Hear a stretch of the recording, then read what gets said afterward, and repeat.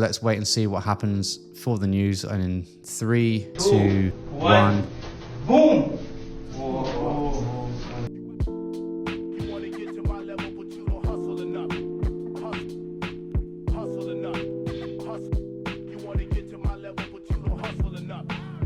Yo, it's Friday, 26th of September. It's Friday evening and I'm recording this video, rock and roll. So I've recorded all of my trading sessions this week and it's something I'm going to do going forward, but it's made me way more accountable for my performance and my discipline. And when I review it after the session, it helps me pick up on little things which I would have missed during the day and little sort of behaviors which I probably wouldn't be aware of unless I'm actually going through the videos and reviewing it. So I'm going to show you all of my trading days basically this week. As you know from the video title, it's been a good week. Let's get to it. I'm going to run through all of the trades and give you the reasons why I took them. I'm trading purely price action. I'm trading GBP USD on M1. It's my bread and butter. I do that every single day. Hopefully you enjoy it. Let's get to it. Monday was a bad start. It was the worst possible start, to be quite honest, and very bad behavior. But my head was all over the place on Monday because I post my crypto videos, so I wasn't fully in the game. It started with me missing this beaut of a setup. This is a really clean setup that I would take 9 times out of 10, and this was just the 1 time out of 10 that I didn't. So I missed it, and then it went on to push up. And I was kind of reeling a little bit and thinking, hey, this is going to continue. This is just going to keep ripping. So as soon as it made this low and then made a higher high, I decided to enter thinking we were going to get a quick continuation. It's part of my strategy. You've seen it on this channel. There's loads of videos on my channel about this. Same pattern I always trade. And I hit 1% risk, stop below the low, and then the volume died. And it basically is the last thing you want to see, is just the volume dropping like that in a continuation. And yeah, it came and took my stop loss out. But this is where the behavior gets really bad. This is where I'm not proud of. But I had thought at this point, okay, it's probably put a top in then. If it's put that amount of momentum into the upside and then not followed through, it's probably a fake out and is going to go short. So I hit the sell button. Then again, more sideways. It's not a great chart. And then I said to myself, if it bursts up and breaks the local highs, I'm going to get out and I'm going to long. And that's exactly what it did. So I took a half-hour loss on this. So I'm minus 1.5 hour down for the day. And I'm super defensive at this point because my max risk is minus 2% for the day. So I hit this long. This was a great setup, actually. It was really clean.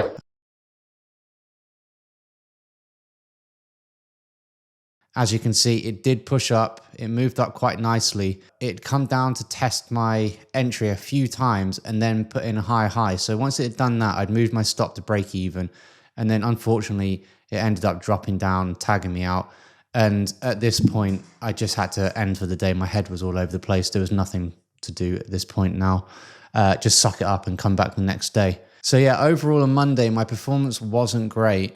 Start of the week, yeah, I'd score myself probably like a 5 out of 10 for the day. It was a really bad day. Tuesday was no trades on this day, and I'm actually quite proud of myself for that because having been minus 1.5 hour down, I want to rectify that as soon as possible. I'm sure you've felt that way as well. But as you can see, the price action was really, really choppy. It wasn't really going anywhere.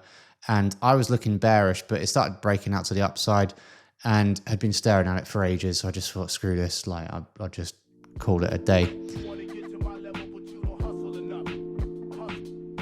I'm not too happy with Wednesday. Although I came out positive, it was quite a tough day. I'd got into a trade pretty early and the market was really slow and really low volume, and it just wasn't really feeling right, and I was expecting a reversal at any point, so it made me very defensive. But what had happened was overnight we had a downtrend, and then it started basing, going sideways, and then it dropped down to the downside again, flagged, it put in a base, it put in a range, and then started breaking down, and that's when I hit a continuation. I hit this short with a 1% stop just above the overall range high.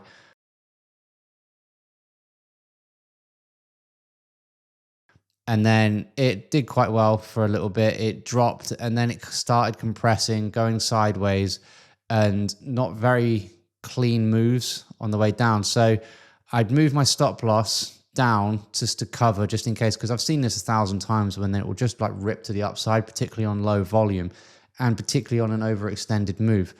However, it did come up close to my entry, but then I got a little bit lucky after a little bit of squeaky bum time and it dropped.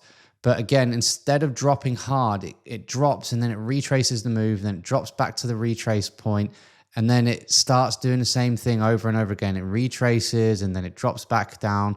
And this has been going on for like 4 or 5 hours, and I got kind of fed up at some point.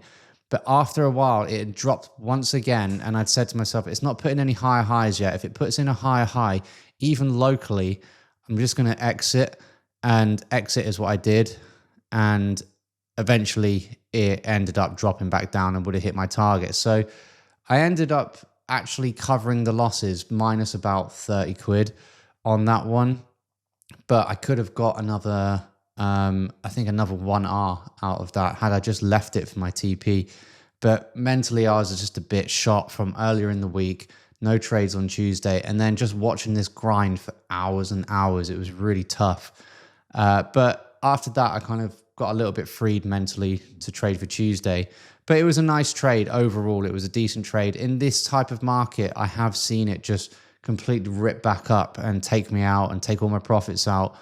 So I was right to be defensive. I was right to move my stop. And I was right to close on that high because it has usually been a signal for a complete retracement. It just happened to be at this point, it decided to keep going down, and GBP USD has been kind of ripping. So just is what it is. I got myself back to roughly break even for the week, and it allowed me to then tackle Thursday from a position of strength. Thursday was a very good day.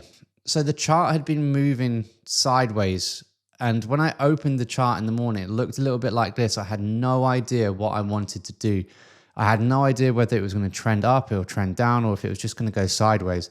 But as I've learned, if you can't find your edge in the market, all you have to do is wait. Don't force it. Just wait and wait and wait. If it shows up, it shows up. If it doesn't, it doesn't. Like Tuesday, it didn't show up, so I just called it a day and don't trade. And going into Thursday with that same mentality, I couldn't really make sense of it. So I just waited and I waited, and eventually it started breaking down. Price started taking out the lows and eventually retraces back to a pretty nice resistance level. At this point, then it started going sideways, and I'm thinking, right, if it breaks down from here, then I'm going to hit another short, but it doesn't. It comes back up, puts in a higher high. And I know from experience that, like, having taken the long side of this trade and then getting stopped out on it, I know this is likely to be a fake out. If I miss it, if it runs back up to the highs, I'm not bothered. My bias is short, same as Tuesday. And like what I just said, I won't trade. It started dropping and it dropped back down into the range, took the lows out, and then put in a retrace high and then started dropping again. So I entered with a stop above the original range rather than the range above it, like the extreme range high.